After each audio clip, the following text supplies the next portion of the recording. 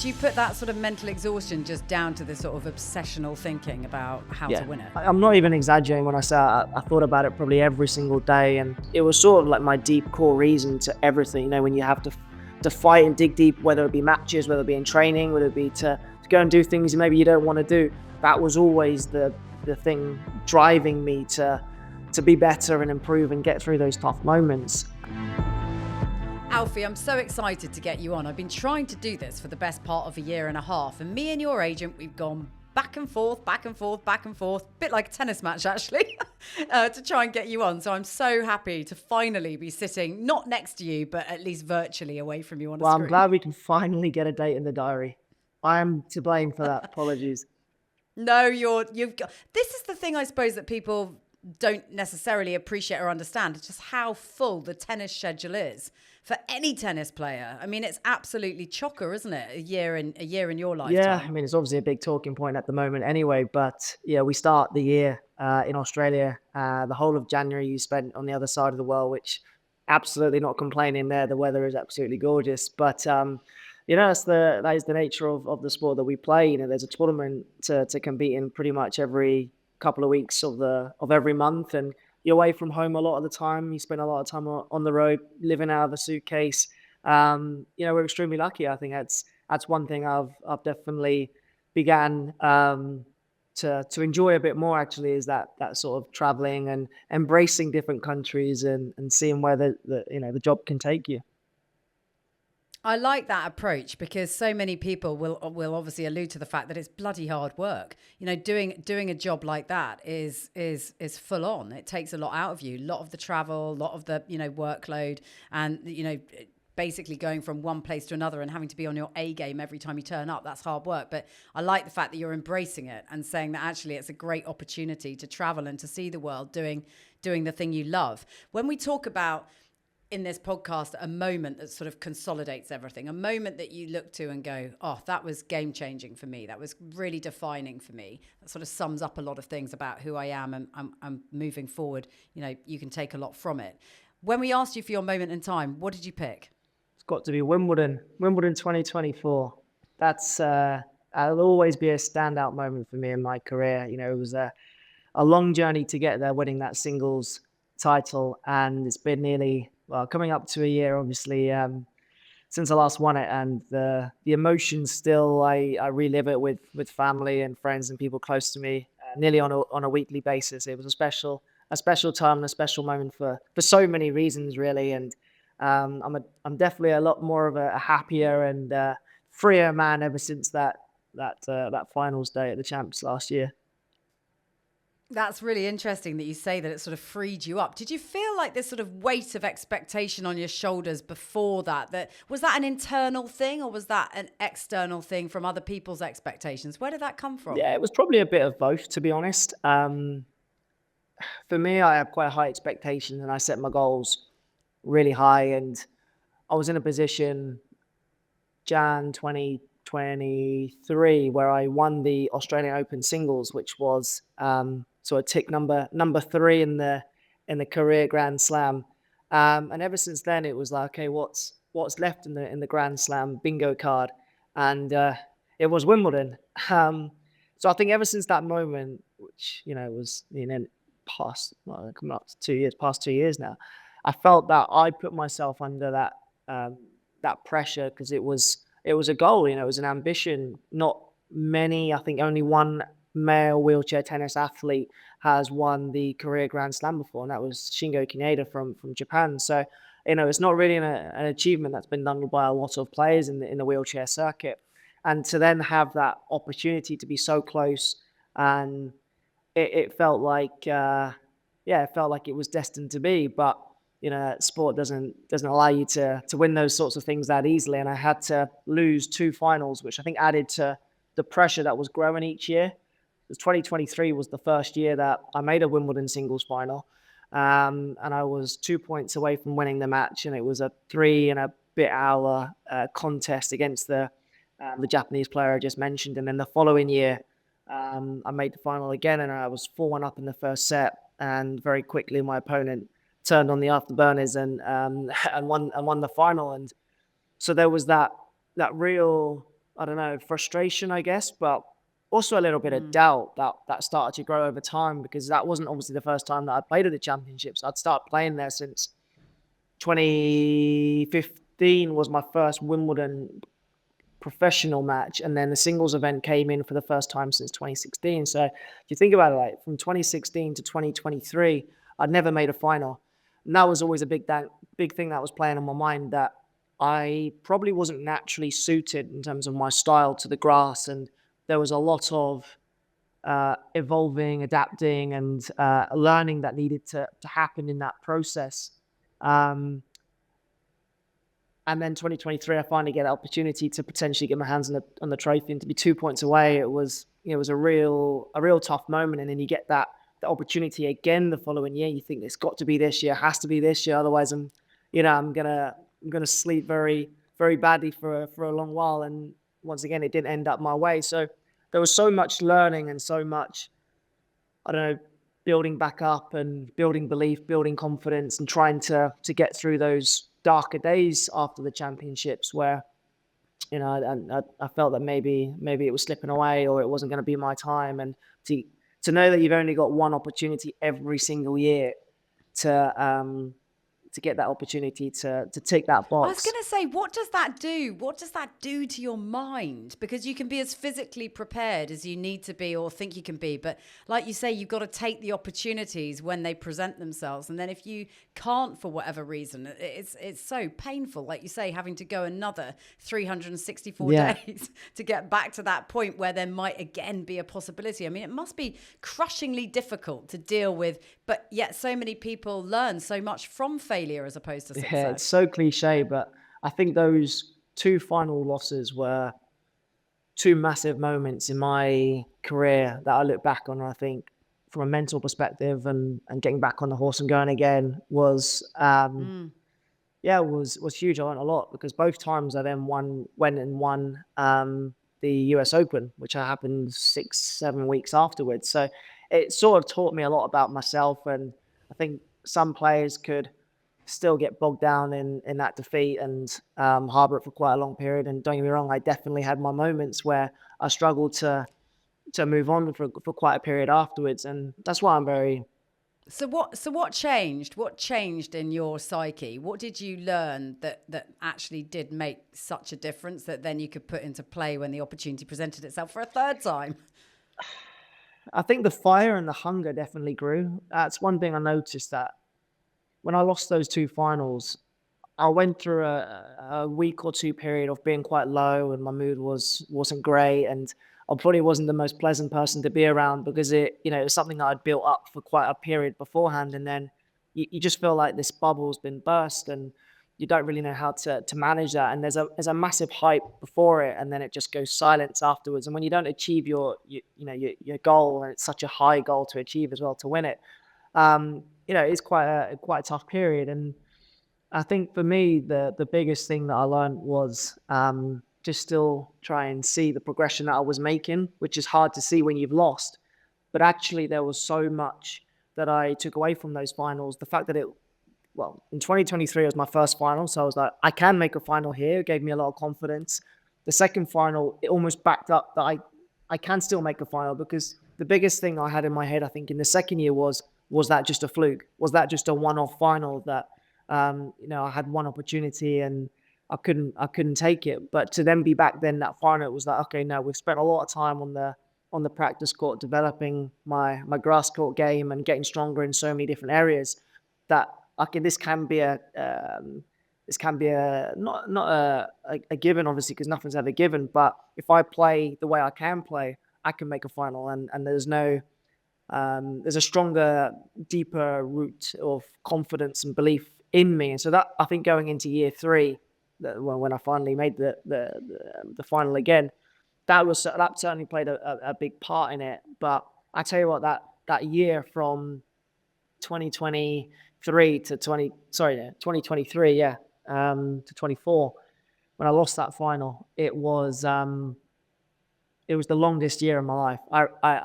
I was sobbing. I remember after I lost that final in 23, I was sobbing, and I was like, I just wanted it to be 1 year in the future already, because it was such a big thing for me to go and achieve it. And um, when that year came along, it did actually go pretty quick, but there probably wasn't many days that I didn't think about being back at the championships, and probably could sit on the line of it becoming quite an obsession and maybe slightly unhealthy.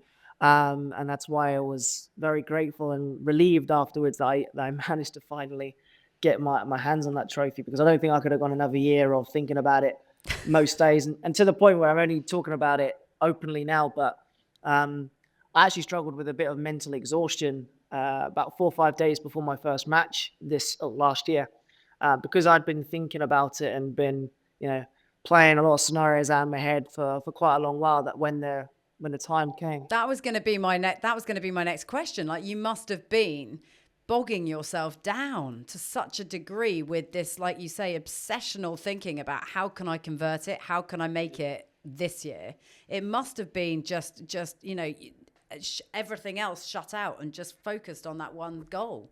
I think I did. Yeah, I think I became very focused and very determined on what it was that I needed to do, because you can't just expect to rock up to Wimbledon and win it. You know, you have to put in the groundwork beforehand. And if anything, it gave me a lot of motivation. And I look at the periods where I was in London, away from home, sacrificing a lot of family time and friend time to be in London training, to do what was necessary to make sure that I was, in the best place possible for it. But the thing that was growing as the event got closer was just that determination and that opportunity to be back there and try and change the narrative, because that was also the thing that I think, adding to all the internal pressure that I was putting on, was because the sport is growing in its media attention and becoming a little bit more in the public eye. The narrative started to become bigger. So when I lost it in 22, oh yeah, it was 22 and 23 that I lost it. So I got my years a bit mixed up. But when I lost it in 22 and I lost it in 23, I felt that there was this slight narrative of, well, when will it be? When will you finally get that elusive Wimbledon singles trophy? And rolling into 2024, I was getting asked about it from the media from Australian Open, which is in January. So I still had 2 slams to compete in beforehand, but yet the media were already focusing on the Wimbledon that was happening 7 months down the line. And it was always playing in the back of my head. So it wasn't the easiest to manage. And I worked with a sports psychologist, and I think we spent a lot of time together just trying to stay in the present moment and not think too far ahead, because like we mentioned earlier, there's so many tournaments and matches to play before Wimbledon when the season starts, that you can't think about that, even though it's such an attractive tournament and a massive ambition and goal of mine. I had to try and park it, put it to one side, and just try and relate everything to the here and now, which was easier said than done. So how much did that victory take it out of you? It must have really, because like you say, you sort of go in and it's mentally really exhausting. Everyone is asking you, when is it going to happen? Is it going to be this year? Since January. So you've got this sort of title running that is insane. It's sort of a 6-month process. So you've got all of that to contend with, all of that attention. And we'll talk about it in a moment, but it's great that wheelchair tennis is getting that sort of attention. But then of course you're going to have to mitigate that attention. It might not always be the most welcome kind. So how did you sort of prepare for that in the days and the weeks leading up, or the days I suppose in particular leading up to actually that tournament in 24? What did you do? Yeah, so it wasn't the best prep, to be honest, because I actually had to get out of a bit of everything, a bit of training, a bit of match play leading into Wimbledon. So there was the Lexus British Open that was running the week before as a bit of a lead-in tournament, and it was the Thursday, I believe, because the Friday was the final. And I started developing these really strange, like, mental fatigue symptoms, where I'd wake up after a good night's sleep. I feel fresh for about 2 or 3 hours. And then that feeling you get, when you're, I don't know, way past your bedtime and it's like 2 o'clock in the morning, where your eyes are so heavy, your brain feels just Mm. completely exhausted. I was getting that at like 11, 12 o'clock, which wasn't a great sign leading into the championship. So I decided to withdraw from the final because of that, and we're pretty confident it was a bit of mental exhaustion.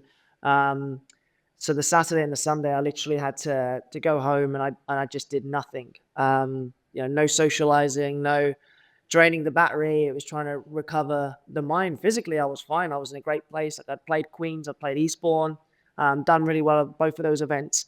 But mentally, it almost just got to breaking point with it being so close to the first match.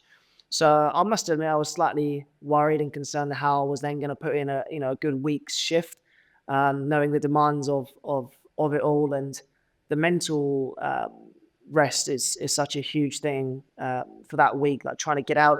But do you put that sort of mental exhaustion just down to the sort of obsessional thinking about how to Yeah, win it? absolutely. And I'm not even exaggerating when I say I thought about it probably every single day, and I'd visualize it, I'd dream it, I'd use it as motivation. It was sort of like my deep core reason to everything. When you have to fight and dig deep, whether it be matches, whether it be in training, whether it be to go and do things maybe you don't want to do.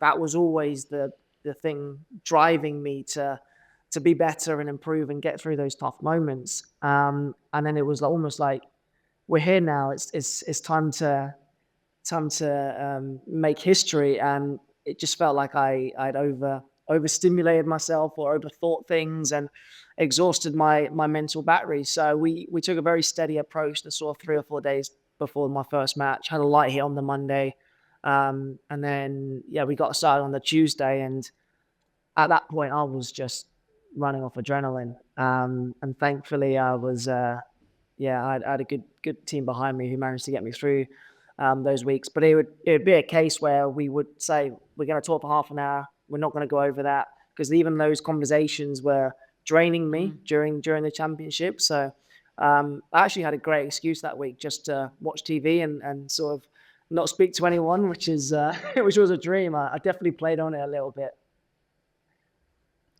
Why did you want it so badly? It seems like a really obvious question, and possibly an obvious answer will come back. But why did you want it so much? Why did it matter so much to you to get this one over the line? I mean, many reasons really, but one, you're a British player, tennis player at Wimbledon. It's the epitome of British tennis. It's the best tournament in the calendar, and um, I think it's the one that all British players look at and want to do well in, because it's probably one where you do make a name for yourself. You do go down in the history books, and I would say it's probably one of the toughest challenges out there, and that's why when I reflect now, having won it, it wasn't just about the year of 2024, it was about the year of 2016, 2017, 18, 19. And the journey that I went on felt like it was my toughest challenge on a tennis court.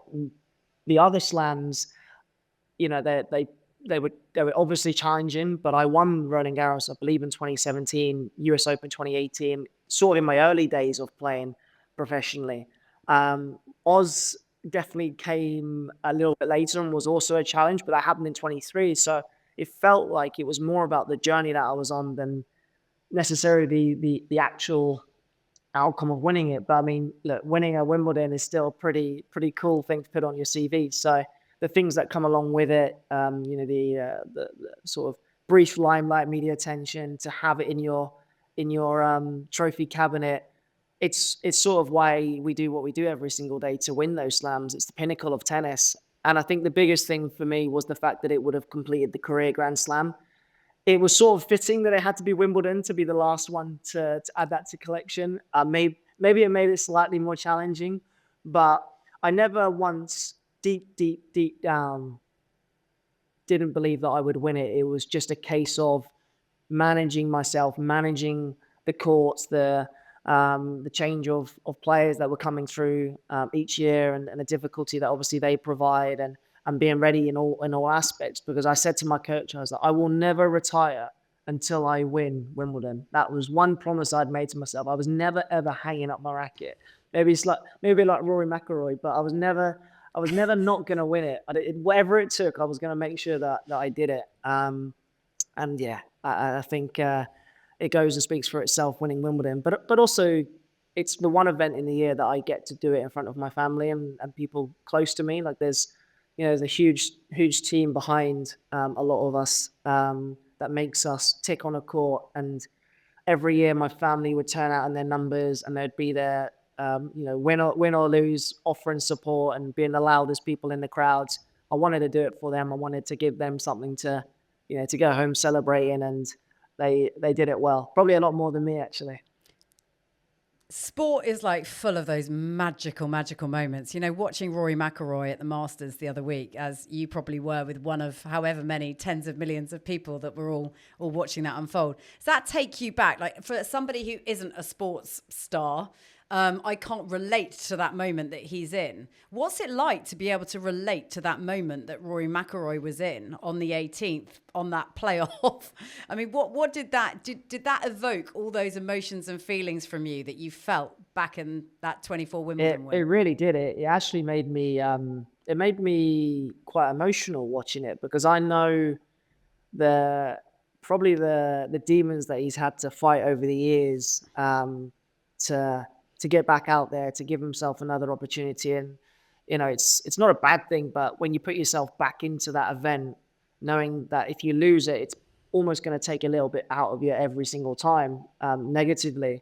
It's quite courageous in some way to go back out there. And there's so many feelings that when I won it, I could see almost him reliving those moments of relief and jubilation and just euphoria. Like it's undescribable, that feeling. I look back and for me it was just tears. I'm a bit of a crier when it comes to those sorts of things. But I just felt so grateful to everyone around me. Like there's a clip where I look up to my coaching team. I'm just saying thank you, because they knew what it meant for me to win that, and all the battles that I'd gone through over the years. And maybe the moments where you do doubt yourself, or you question it. You have to get through injuries. You have to get through tough losses. It all becomes worth it in the end. And so yeah, it was an incredible moment to see him finally get that final one. Let's take ourselves back then, because you talk about the journey you've been on and the moments it's taken you to get here, to that little kid, age 6, who ends up with this diagnosis and with these challenges to deal with. Can you ever imagine that this would be your life? Absolutely not. Sometimes I do need reminding of that, when you are in the thick of it, that actually why I started playing this sport was never to be a professional wheelchair tennis player and win Grand Slams and be high in the rankings. It was just to get back into playing sport again after going through the transition of being in a wheelchair, and having my diagnosis with my hip. And at that time, it was a difficult period. I was really struggling to come to terms with being in a wheelchair. Didn't like the fact that I couldn't just go up, run about, and play football like I loved doing, and being on my feet and being the kid that I was. It was a complete transformation, and with that, I questioned probably a lot about myself and who I was, and didn't want to accept it. And I had to go through that journey, and sport gave me that purpose to sort of be me again.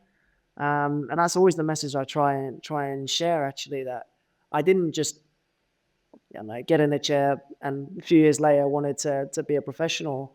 I did it so that I could reap the rewards of being in sport again. I could play tennis with my brother, my twin sister. We could socialize. I made new friends. And actually, that period that I was playing wheelchair sports, it completely took me away from everything that I was going through. Hospital appointments, being in a chair, the perceived judgment that I felt like I was getting from maybe the kids in school, and the different treatment. Everything that I was going through at that time.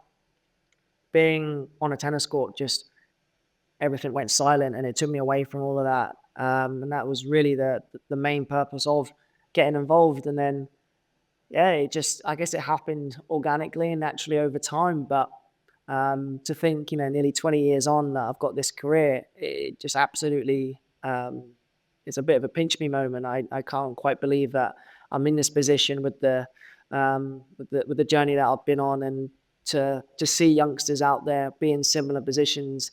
I think it's so important for me to share my story and to not think that it's not the same reason. It is the same reason. Like, how everyone starts playing sport is normally the same reason.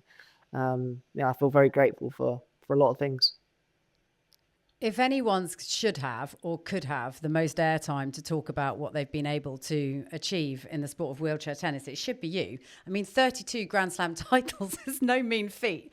Do you feel like wheelchair tennis gets enough of a platform? Do you feel like you guys get enough of a platform to talk about what it is you are doing day in, day out, and actually how great that message can be when, told to youngsters in a similar spot?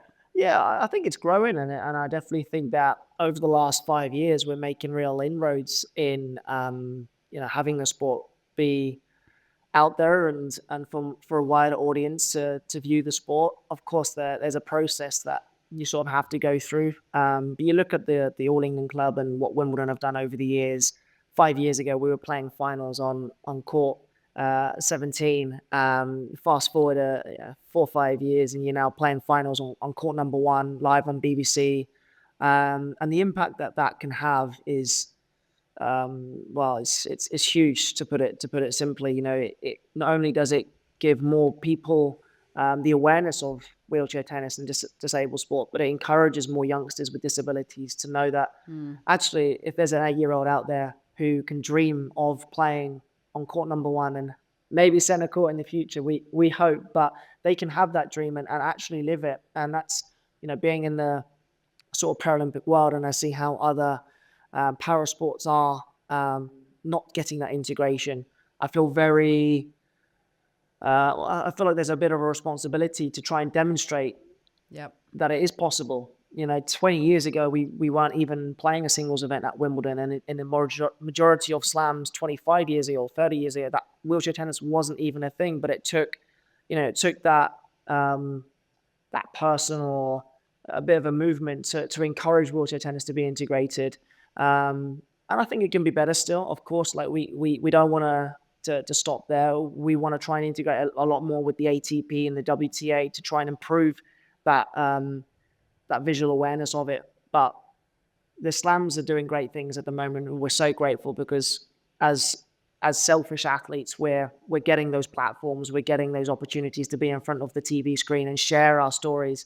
And we all have that responsibility, I think, to inspire and to encourage not only the younger generation, but also more organizations, that societal change, that we can just be more integrated and inclusive in everything that we do, and to try and break down those stereotypes is so important, and to try and just be together as one. And wheelchair tennis, I believe, is leading by example when it comes to the Paralympic movement.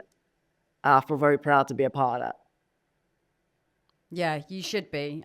I wholeheartedly agree, and hopefully it goes from strength to strength. Alfie, I wanted to ask you about the fact that this Wimbledon title, that is obviously this super proud moment in 2024. I was thinking when I was looking back at all the different news clippings that relate to you, this might never have happened. That ITF ruling that you had to fight and that eventually you managed to appeal successfully could have ended it then and there. I mean, it could have been so very different when you think of everything that you've gone on to achieve since then. What was that whole period of life like in your world? Just explain to people what happened and why you had to appeal and why it meant so much to get through that unscathed.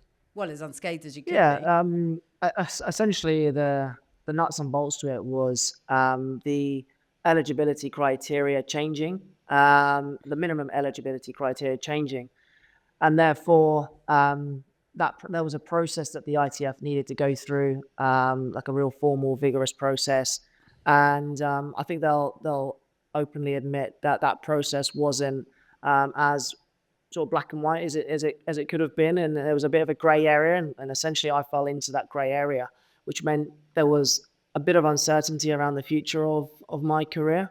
And then after, I think it was the Paralympics in 2021, they reinformed me that they had reassessed, because it wasn't just me. This, to make it very clear, this wasn't about me trying to be fit in the sport. No, it was about the conditions. It was about the game, because there was other players as well that went and had initial assessments and tests that also was in my position. So, and that wasn't even just birthdays. That was other disabilities. So there was a group of us. I was just the most well-known player of that group. So I it very much felt like it was on my shoulders to communicate that, and essentially try and make it as fair as possible. And they reevaluated it, and that line then went up to 4. Um, we went through another reclassification and reassessment. Obviously, I was the same score as I was before, and I was fine to play. So until I got that confirmation that the re-evaluation of that process went through and it all got cleared, it was a bit uncertain as to whether my future would still be in wheelchair tennis professionally. God, but that must have been such a relief when actually that appeal was granted, and and you could continue, because like you say, in the meantime, other people have gone, hands up, I'm not actually going to pursue this. I'm walking Yeah. away. Did you ever get to that place, or did you always think, no, I'm going to appeal this and I'm going to win it? Well, obviously, I didn't know if I would win it at the end, but I was always gonna fight my case, and it's not even my case, but I think for everyone else as well, for the future of the sport, that it was the right system and the right process. If I believed that it was the right system and the right process, and I didn't fall under that, then I have to take that on the chin and move on. But I didn't believe it was. So throughout that process, it was really difficult to manage the um, the thoughts in terms of short to mid to long term, because I think every athlete will admit when they're in the early to summer stages of their career, you don't think about the end of your career and what you're going to do afterwards and how you may phase out, or maybe that motivation's dropped. I was very much in my early days still, and hungry for a lot more. So it was really strange to be told that, and difficult to be told that, knowing that every slam that I then went to, it potentially was my last one, the last Wimbledon, the last Aussie Open, the last match I'll ever play, until I got that God, that yes. reclassification. So it was that bit. I also learned a lot about myself, and had a great coach, great team, great psych, and great family and support around me to help get me through that. Because there was as you can imagine, over that year there was a lot of tears, um, a lot of difficult moments that I just had to manage. I guess you just feel like, I guess in those moments, you just feel like you're living in limbo a little bit. You can't, like you say, you can't No. plan, and you don't know whether this is going to be your last tournament. It's just unnerving. I would Yeah, and that, expect. that was the big thing, was trying to turn up to Grand Slams, wanting to win them still. It wasn't, this is my last dance, and get the retirement videos out, and everyone's saying goodbye. No, for me it was, no, I still want to win this. If I'm gonna leave, I want to leave with my head held high, and that was my one goal of the year, was to have no regrets. And I never wanted to use it as an excuse, because it would have been easy for me to go to Grand Slams and just label what was happening with me to me as a reason for not performing. I made that abundantly clear to me and my team, that this was never going to hold me back. Like, it's going to be tough, and I'm going to struggle in periods, and we got to deal with it. But I still want to try and achieve as much as I want this year. If it's my last year or not, I don't want it to be a flop. Where do you get that total maturity of thought from? Because that's a really mature attitude to have for a young person. I know that you obviously don't want those things, and you're not thinking or hoping that those things would come crashing down and would come to an end. But to have that sort of presence of maturity to think about it like that takes something. Where does that come from? Um, That's a good question. Where does it come from? I think that year especially, I had a great sports psychologist, and I still work with her. A great coach, a great group of people around me that had that same perspective, and family as well. Obviously, played a huge part on that. And I do think I had a choice that year. Um, I could let it defeat me, or I could fuel it to try and make the best year possible. And I still managed to win a Grand Slam and win the end of year Masters, and have a pretty decent year. Um, but I think that's something that I've had in my toolbox ever since a young age. And maybe going through what I went through when I was young, I definitely matured a lot quicker, and was potentially a bit wiser. Um, but it taught me that you always have a choice in life to what, um, how you want to look at things. You can look at things negatively, or you can look at things as a positive, and try and always look at things with the cup half full rather than half empty. And I think I've always encapsulated that motto and mantra into what I do. And I'm not always like that for sure, but I think in that scenario when it was so big, um, it would have been a very miserable year to try and look at things half empty rather than half full, and be appreciate of the things that I could do that year rather than things that I couldn't do in the future. So no, I'm not to say it was easy, and I was living and sticking by that mantra the whole year. There were so many moments where I was distraught and in a very low moment, a low point. But those people around me were the reason why I got through that year. And I guess always in the back of my mind as well, that probably just gave me the light at the end of the tunnel. I was very confident that there would be a reassessment, and I would have the opportunity to be tested again under a potentially new criteria. So that also was the hope and the faith that I probably needed to try and keep myself in a good place. Has your relationship, I wondered about this before we came on, has your relationship with your chair evolved over the years? Because I would imagine sort of as a 6, 7 year old, you hate the thing because it's the thing that stops you from being, exactly like everybody else in your school classroom. But then it's your superpower. It becomes the thing that leads you to 32 Grand Slam victories and immortality in wheelchair tennis terms. So has your relationship with that, I think of it like a man and a machine, has your relationship with that piece of kit evolved over the years? Has it Absolutely. changed? When I first was in a chair, it was a real struggle for me to accept it, and I didn't like the way people would treat me differently. I didn't like the fact that I couldn't be able-bodied and be out there running and around and doing all the things I was doing 6 months, a year ago. So to come to terms with that, and to adapt to that was a real struggle. But I was 7, so I can see why I would struggle. I think a lot of youngsters would struggle, and nowadays I do see a massive change in how people are with people in wheelchairs, especially in schools. And it's a lot more normalized than potentially 15, 18 years ago when I was um, first in a chair. And I think it was that isolation to begin with, and maybe things could have been dealt with better. And education has moved on so much since then that probably back then, if I'd had what it is now, I probably wouldn't have seen it as this massive issue in my head. But very much over time, once the tennis career took off and I embraced it, like you say, it was something that I became very grateful for. And I wasn't shy about it. I wasn't, um, I don't know, nervous to go out in public, or nervous to be in the limelight a bit more. And that's what I love now, and the message I try and say now. It's definitely not something to be ashamed of, almost, or embarrassed about. It's you, Yep. it's you, it's your identity. And okay, it wasn't what I chose, but some things in life you have to accept. And um, I look back to what and how I felt when I was 7, and I used to think it was the end of the world. And I used to say that over and over again. Why me? Why did this have to happen to me? Why? What did I do to deserve this? Well, now I look back and I think, well, thank you very much, because this was the best thing that ever happened to me, and I wouldn't swap it for the world. And I hope anyone out there that has a disability would have the same approach. And sure, we can be so much better.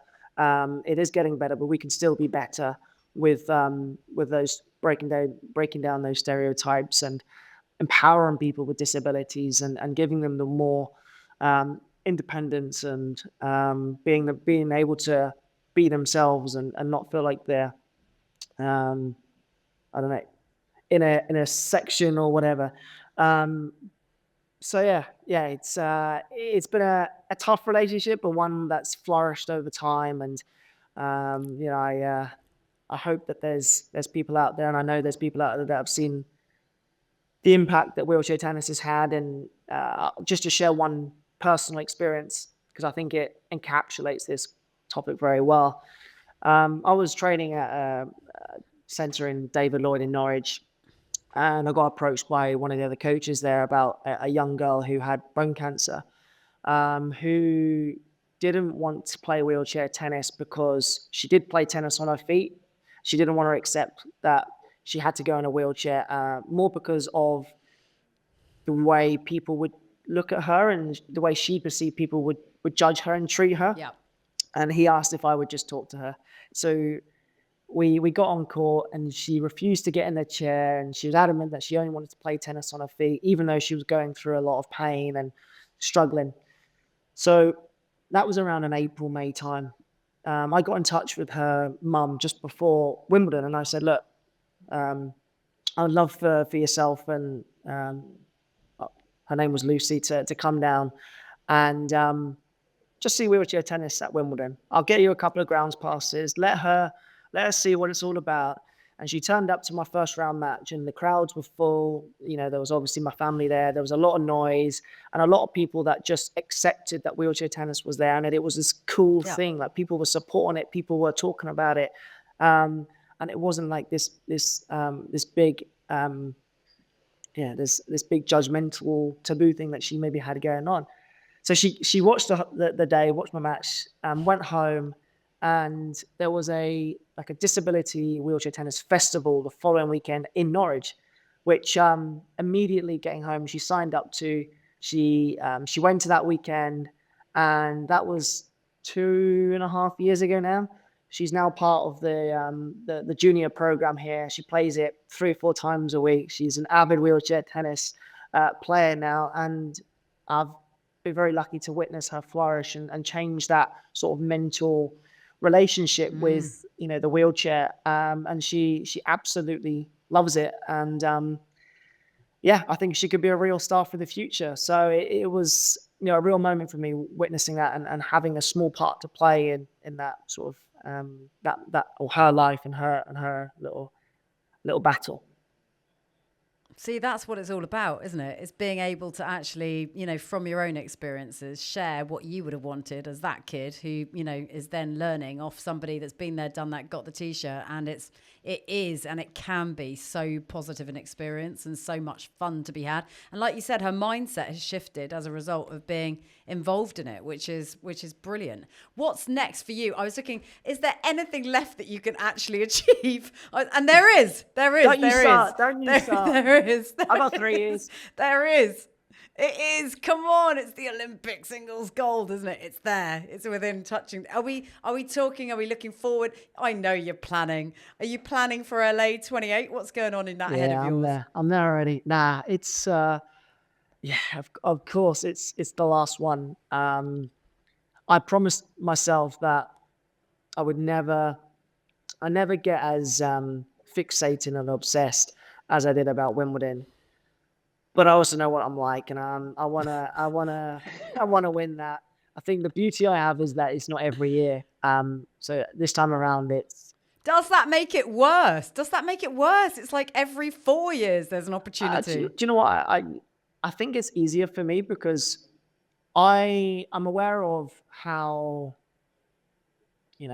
far the Paralympics is now, and it's in the distant right now. Whereas with every year that used to go by, I knew that I'd get that opportunity, and so I don't know, almost like could still think about it because it was only 365 days rather than 900 odd days or whatever it is now, probably over 1,000. But I think I want to try and find a healthier and better balance when it comes to that time of year. I know when it comes to a year away that the questions will start coming my way, and people will probably want to push that narrative, and my internal drive will want to probably pick that up and run along with it. But I think it's also very empowering to try and find that better work-life balance and obsessiveness. And it's not to say I'm not obsessive, and I think there's a phrase that right now my sports site keeps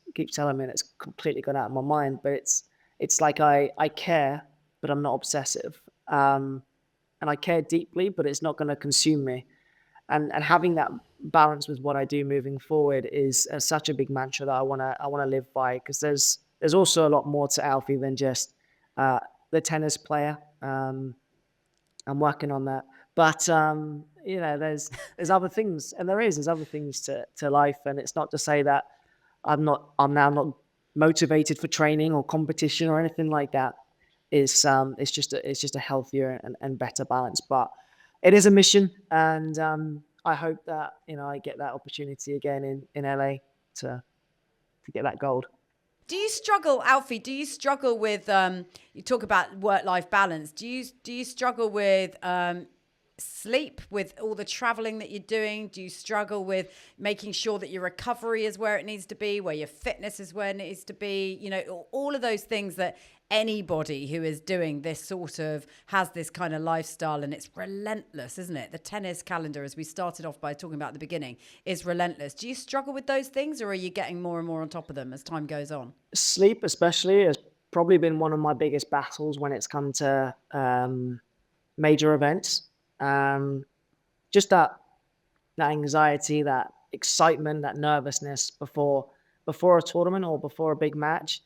For me, it starts building the night before, and it really would hinder my sleep to the point where I would probably sleep only for 2 or 3 hours a night before matches at Grand Slams, which over time can really have a detriment, or over a long period of time. So, like say the championships, when it got to the Sunday, I was having to put a couple of things in my eyes to make me stay awake. And it has been a tough battle that I've faced over the years, actually. And I've tried everything in the book. Meditation, off your phones, not talking about the tennis, having a bit of a bubble where I can switch off and unwind. And last year was probably the best year that I had with my relationship with sleep at Wimbledon, because Wimbledon was always the one that I'd struggled with the most. We had a very good Airbnb that was quite a social Airbnb, and we had a rule that we would not talk about tennis after 6 p.m. I'd have my treatment sort of late in the night. We put on some nice chillax music, relaxed, run a bath, wouldn't be on my phone, wouldn't be on social media. Really tried to come out of that bubble, and that had a major influence on how I slept. I still wouldn't get the full 9-10 hours that Princess Alfie likes, but it was enough to sort of get me going through the week. And obviously I'd already struggled with a bit of exhaustion beforehand, so that was a huge part of my recovery, because a lot of what goes on a tennis court is all mental. You've got to have a physical output, of course, but when you're managing your emotions, you're managing your thoughts, being aware of what's going on in the match, it all stems from what's going on in there. And if you're tired and you haven't got that freshness or energy about you, it can really have an influence. So it was a big thing that we looked at last year to try and make sure it wasn't a reason that I was underperforming. Yeah, well, I'll be shipping out our night powder to you pronto. And I was using that during Wimbledon last year. Did it help? Did you use it during Wimbledon? You won Wimbledon. What does that tell you? I swear that I'm not even making that up, because I'm on here. We used it for it, and it did its job. So thank you. You're the reason. Oh my God, I love that, Alfie. Get that man more night powder.